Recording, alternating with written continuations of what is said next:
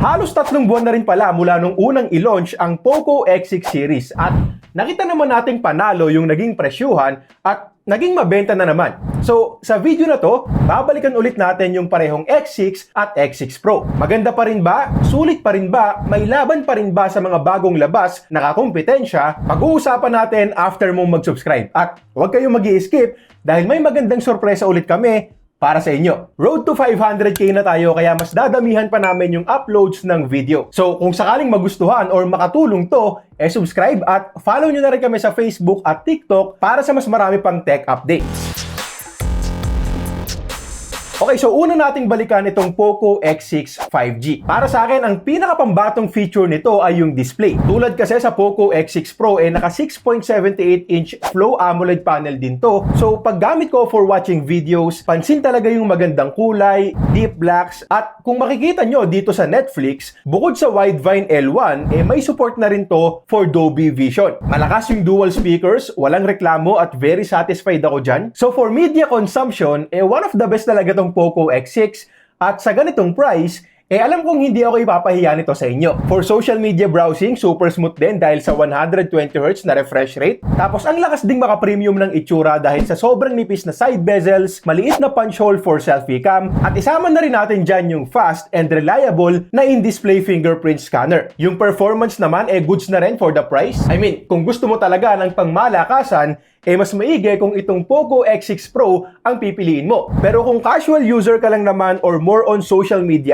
apps at mga office apps, hindi ka rin mabibitin dito. Snapdragon 7S Gen 2 yung chipset at ang totoo niyan, maganda-gandang upgrade yan kumpara sa Snapdragon 695 5G na ginamit nila noon sa Poco X5. Kasi this time, bukod sa mas power efficient na to, mas maganda na rin yung overall performance, tapos hindi na rin limited sa 1080p yung video recording natin ngayon. Pwede na tayong mag-record in 4K na surprisingly, meron pang EIS. More than 600k na rin yung Antutu benchmark score ngayon. Definitely not bad at all. So kung sakaling maisipan mong maglaro ng games dito, makakakuha ka pa rin ng good experience. Lalo na kung magaan lang naman like ML and CODM. Yung battery capacity naman nito, mas lamang din ng konti kumpara sa karamihan ng mga phones. 5,100 mAh, though around same battery life lang din naman yung makukuha natin. Hindi naman siya yung sobrang kunat at sapat lang din talaga for a day of use. 1.5 to 2 days kung light user ka lang at kung hindi ka naman naka-mobile data, magdamag. Camera performance, pwede na kung makukuha nga natin sa promo price. I mean, bihira din kasi ang may stable 4K video recording sa ganitong presyo at yung mga pictures naman, solid na rin. May not be the best pero very presentable at sharp and detailed enough na rin, lalo na kung pang-post lang din naman sa social media. Hindi nga lang kagandahan yung selfie camera. Okay, so eto naman yung video quality gamit ang front-facing camera nitong Poco X6 5G. Hanggang 1080p 60fps tayo dito. Naka 1080p 30fps lang tayo ngayon. At again, hindi nga kagandahan pero pwede na rin naman kung pang video calls lang. At ipapamigay nga pala natin itong Poco X6 5G na gamit natin ngayon. Unang step, subscribe.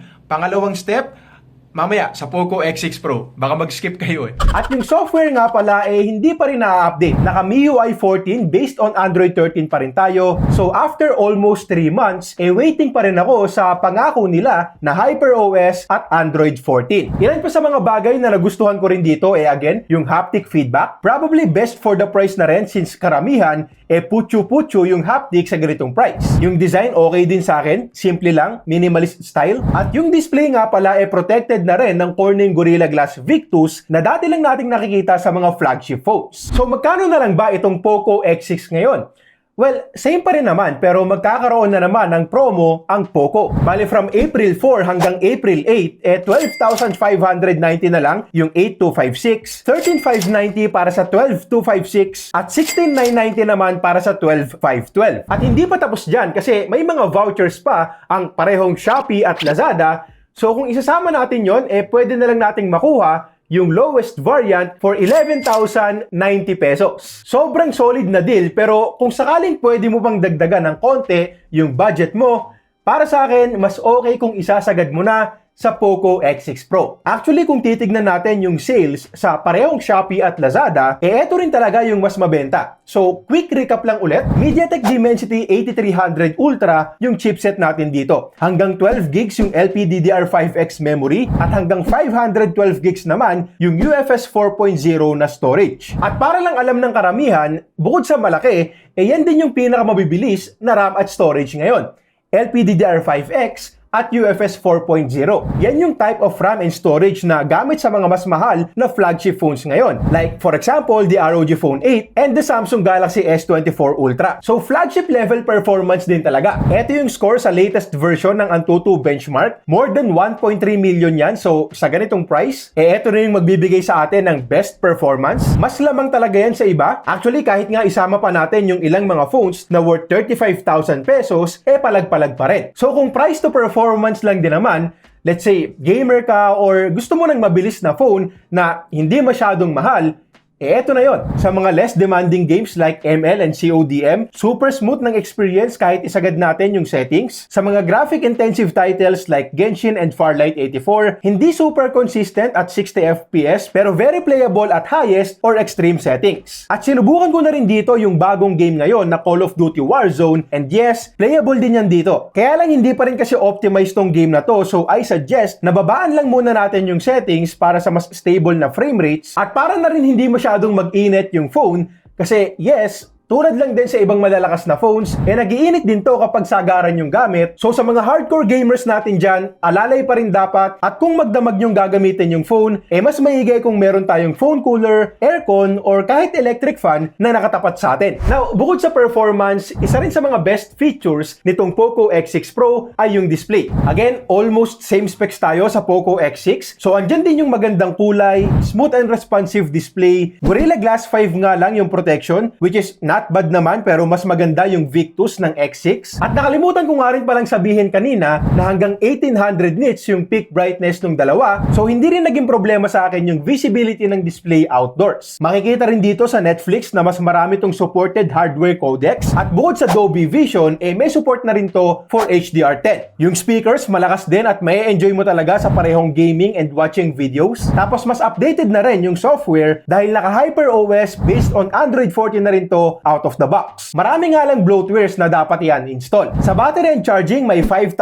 mAh battery and 67 watts fast charging combo tayo. At almost same lang din naman yung makukuha nating SOT sa Poco X6 5G. Depende na lang talaga kung paano natin gagamitin. Tingin ko rin kasi mas masasagad ng users tong Pro version kasi nga, mas malakas. So, kung maglalaro ng games, mas mataas din yung graphics, mas mataas yung frame rates. So, syempre, mas mabilis ding madedrain yung battery kapag ganon. Pagdating naman sa camera, sakto lang din. Tulad nga ng sinabi ko sa full review ko dito, parang sa performance talaga nila binuhos yung focus nila sa phone na to. Pero hindi ko naman sinasabing pangit yung camera. Makakakuha pa rin tayo ng sharp and detailed photos dito at pwedeng-pwede pa rin for social media postings. Hindi lang talaga siya yung phone na ire-recommend ko sa'yo kung camera talaga ang top priority mo. Okay, so eto naman yung video quality gamit ang front-facing camera nitong Poco X6 Pro 5G.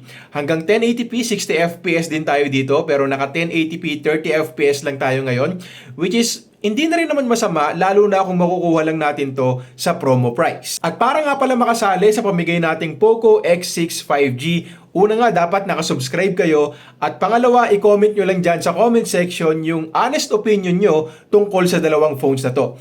Sulit ba o hindi? Maganda ba o hindi? Bibili nyo ba siya? At dapat nga pala Tagalog or Taglish. Huwag yung parang generate ng ChatGPT. Hindi pagandahan yung comment, random lang. So again, subscribe tapos comment nyo lang dyan yung honest opinion nyo sa phones na to. Tapos pipili tayo ng winner 10 days after namin tong i-publish. At tulad sa Poco X6 5G kanina, meron ding promo ang Poco para dito. So kung hindi mo inabutan yung early bird promo, eto na yung pagkakataon mo. Again, from April 4 to April 8, 15,240 to 18,240 na lang yung presyo. Tapos, dahil sa mga vouchers, pwede na lang natin itong makuha for 13,740 pesos. Real talk, sobrang sulit niyan. 13K plus tapos flagship performance, 13K plus tapos makakapaglaro ka na ng mga graphic intensive games ng maayos. Sobrang hirap talunin nito. Lalo na't hindi lang naman performance yung maganda. Panalo rin yung display, yung speakers, battery and charging. At dahil nga sa promo price, hindi ko na rin kayang ireklamo yung camera. Hindi ko sinasabing perfect. May mga cons pa rin tayo sa parehong phones na to na mas tinakal natin sa mga full review video. Ilalagay ko yung link sa description. Pero kung tatanungin ako kung sulit pa rin ba tong mga to,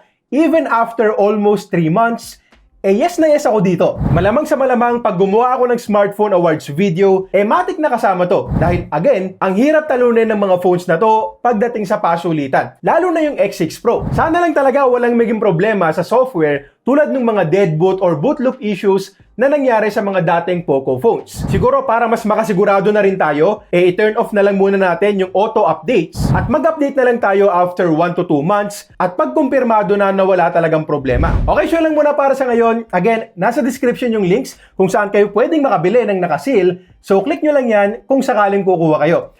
Kung gusto nyo ng mas detailed na video, click nyo lang tong full review namin. At kung curious ka rin kung sulit pa bang bilhin ang Nintendo Switch OLED ngayon, click mo lang tong video na to.